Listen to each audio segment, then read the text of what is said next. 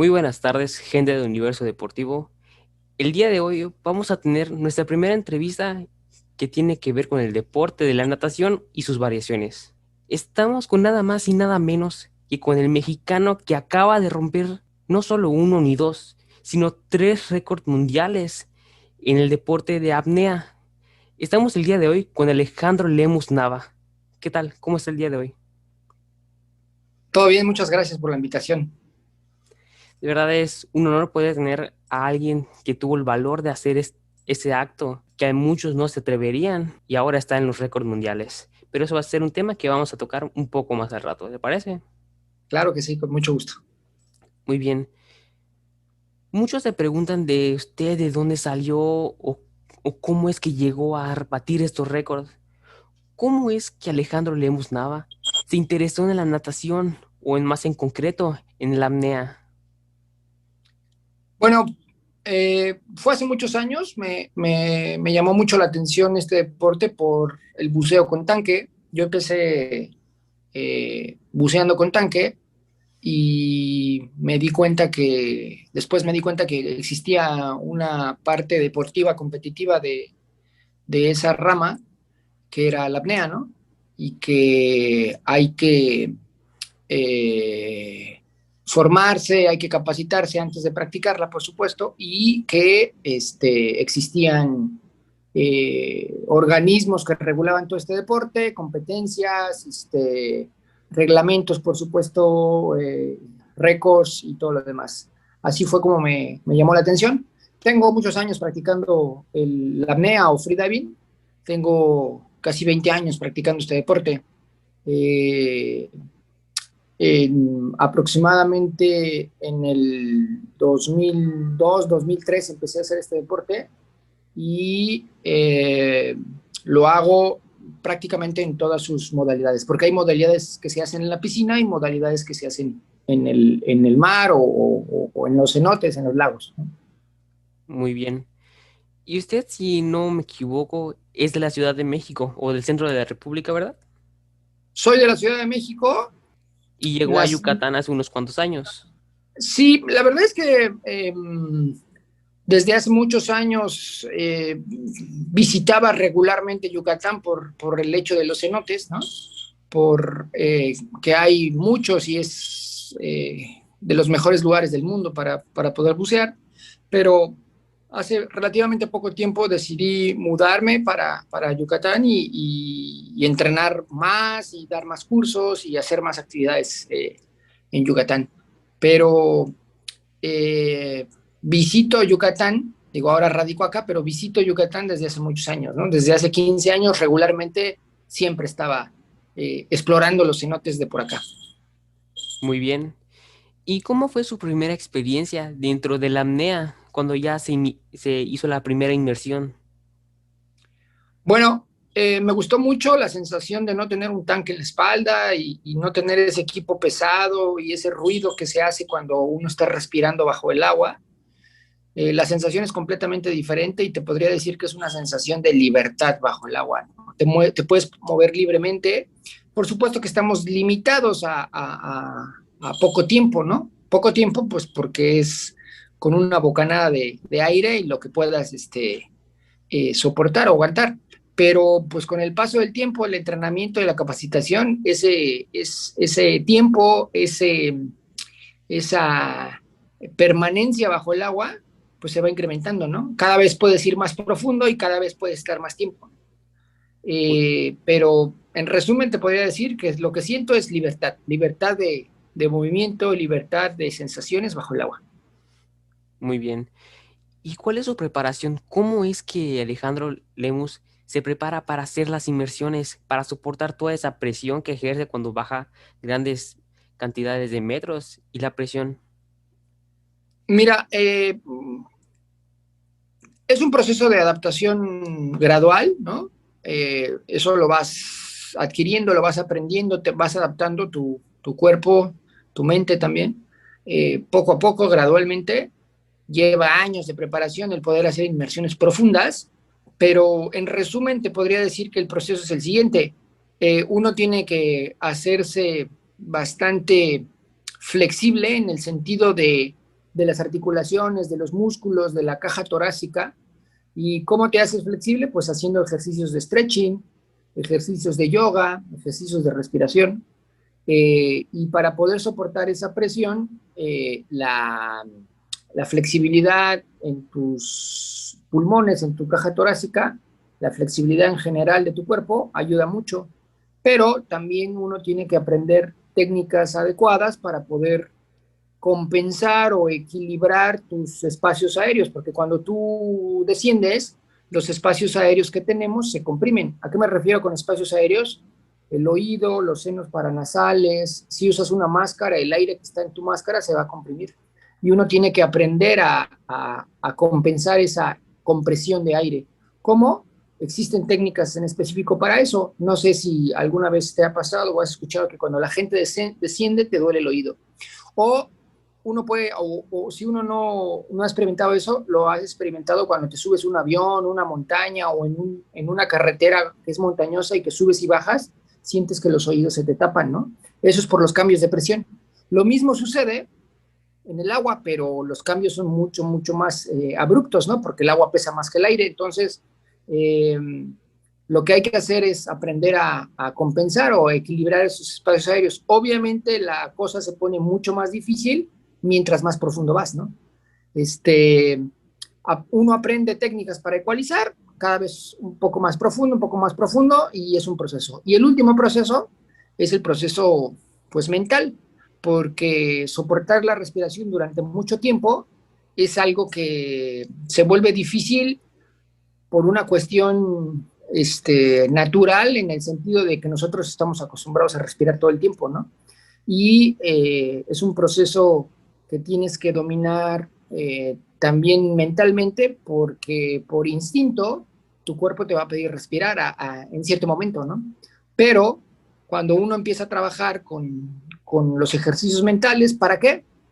Para mantener la calma, para poder estar relajado, para poder estar concentrado y que tu cuerpo no te pida respirar tan rápido o en corto tiempo, y que puedas mantener la calma durante todo ese buceo, todo ese proceso, porque si uno está estresado, está no relajado, tu frecuencia cardíaca se eleva, late más veces tu corazón, gastas más oxígeno, consumes más energía, y eso no es adecuado, ¿no? Entonces necesitas tener la relajación más completa para que gastes la menor cantidad de oxígeno y te dure ese oxígeno para toda tu inmersión. Entonces la clave es hacer ejercicios de relajación, meditación, visualización.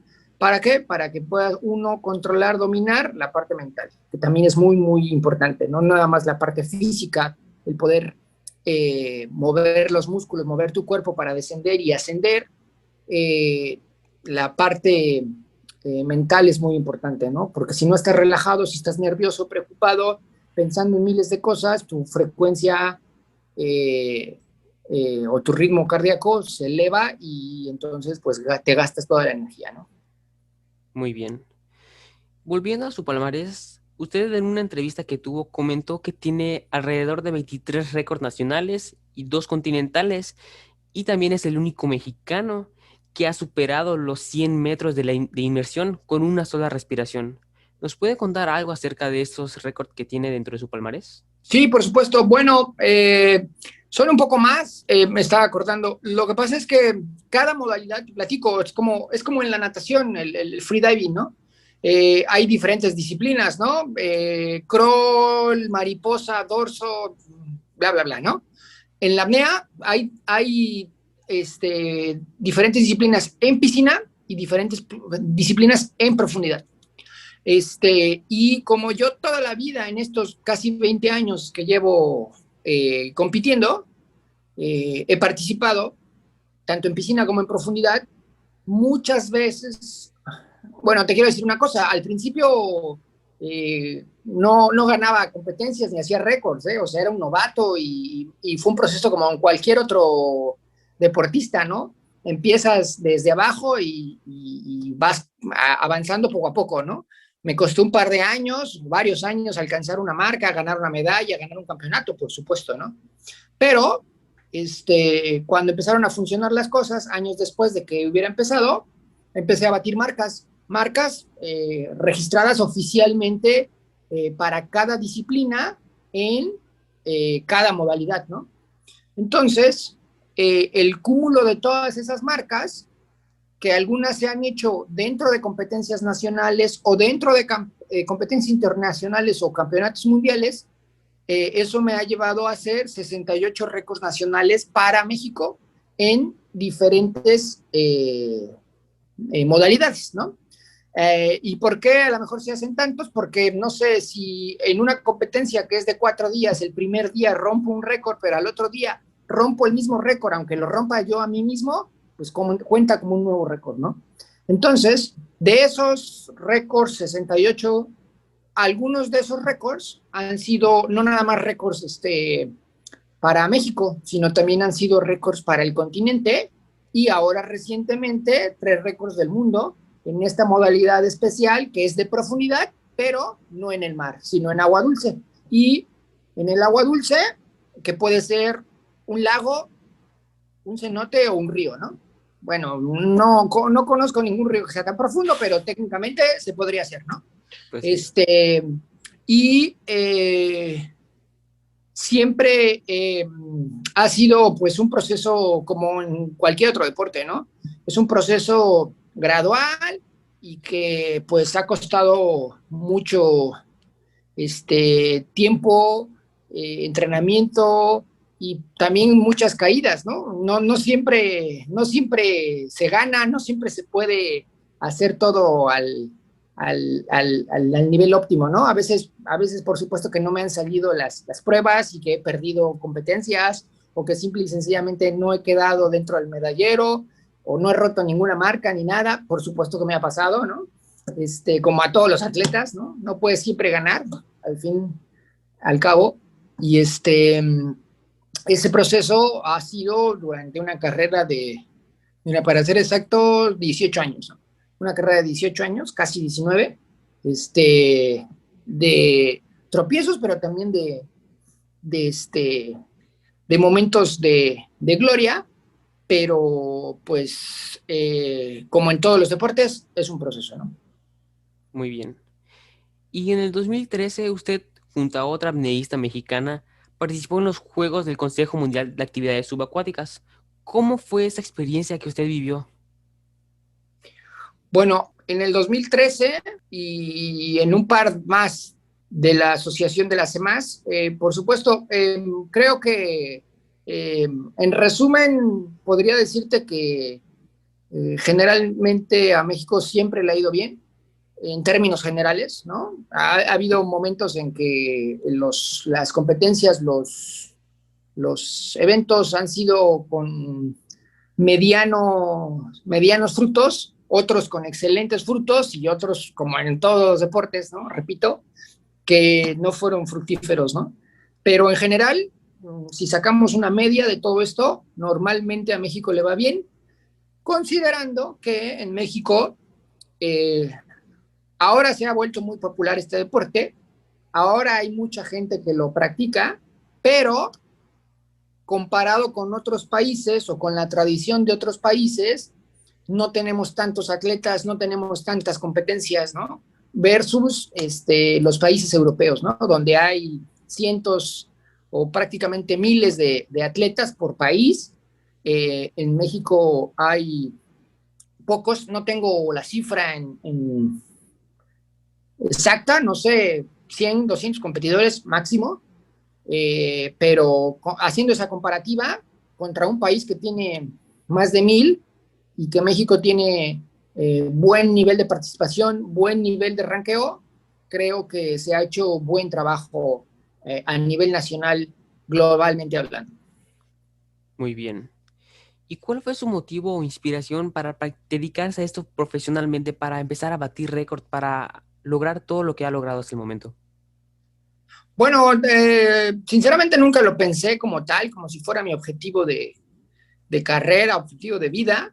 Simple y sencillamente se fueron dando las cosas y me empezó a gustar mucho el reto tanto físico como mental, como el reto en todos los sentidos, ¿no? Me empecé a dar cuenta que me gustaba, que tenía las habilidades, pero que tenía que eh, pues dedicarme en serio para poder lograr algo en serio, ¿no? Entonces,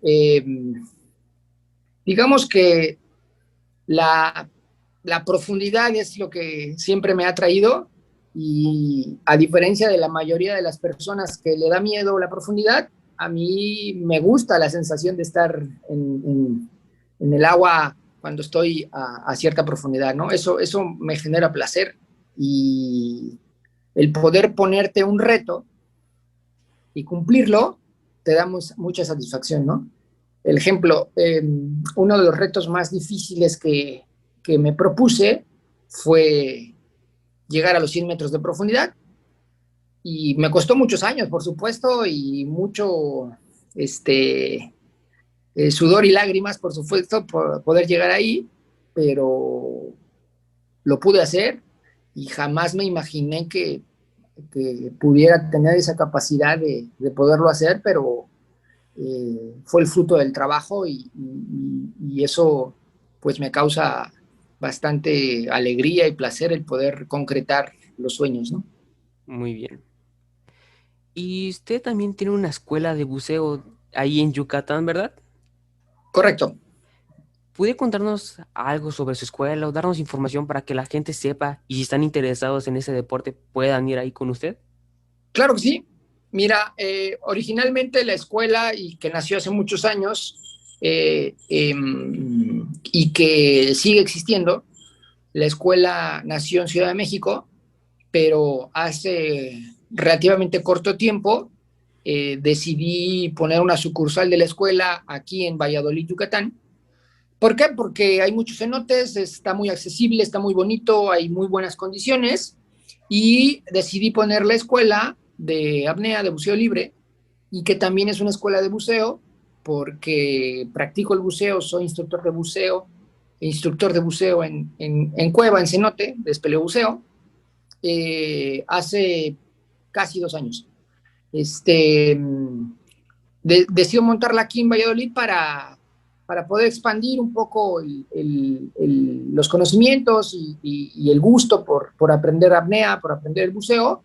Y estamos en el centro de Valladolid, en el mero centro, en la colonia centro, eh, y tenemos dos, perdón, tres cenotes a no más de 5 minutos de distancia, ¿no? Y eso lo hace increíblemente maravilloso, ¿no?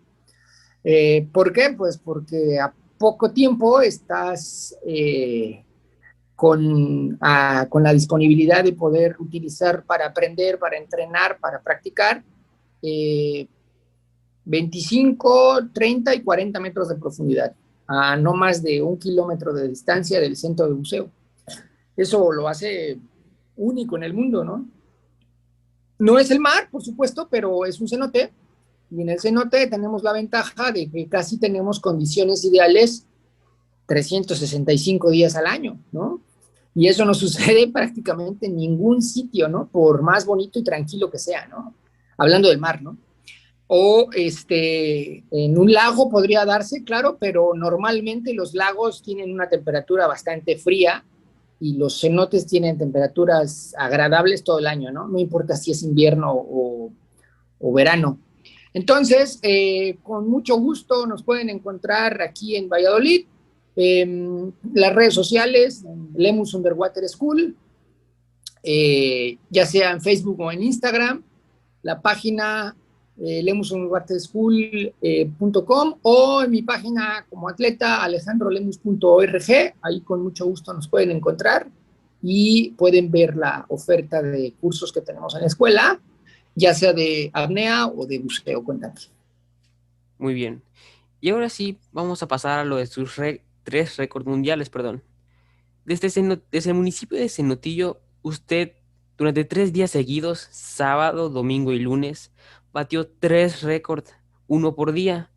El primero fue de 83 metros con monoaleta, el segundo de 94 metros con bialeta y el último fue de 82 metros sin aleta. ¿Usted cuál fue su motivo para decir un día, sabes, voy a hacer este récord y lo voy a romper? ¿O cuál fue el motivo por el cual se propuso romper esos tres récords?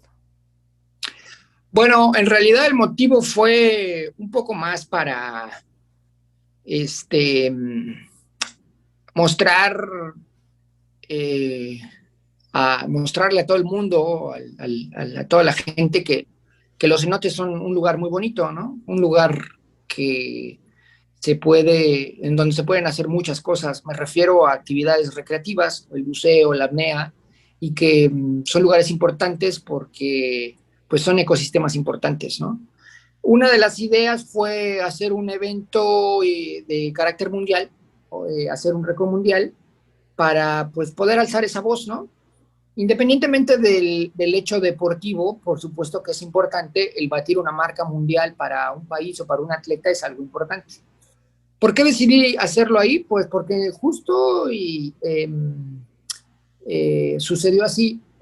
La Confederación Mundial de Actividades Subacuáticas hace relativamente poco tiempo decide separar las categorías de la apnea en la parte de profundidad y diferenciar hacerlo en el mar que hacerlo en otro tipo de cuerpos de agua. Me refiero a lagos, ríos, cenotes.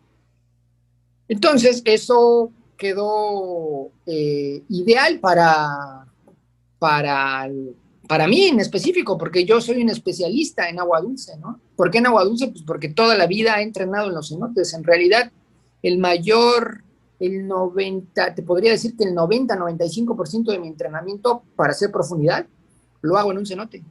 Yo casi nunca voy al mar. Desafortunadamente, tenemos mares preciosos, pero el mar de la costa de Yucatán es muy poco profundo. Hay que navegar muchos kilómetros mar adentro para encontrar profundidad, que es el Golfo de México. Y del otro lado, el mar Caribe, hay muy buena visibilidad, hay muy buenas condiciones y relativamente cerca hay buena profundidad. Pero el problema del mar Caribe, en Quintana Roo, en toda la Riviera Maya, es que hay mucha corriente, demasiada corriente. Y eso hace muy complejo, muy difícil el hacer un entrenamiento, la logística o una competencia en el mar Caribe.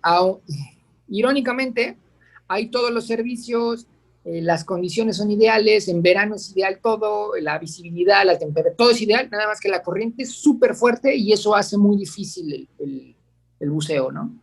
Y en el Pacífico, normalmente pasando 50 metros de profundidad, el agua es muy, muy, muy fría.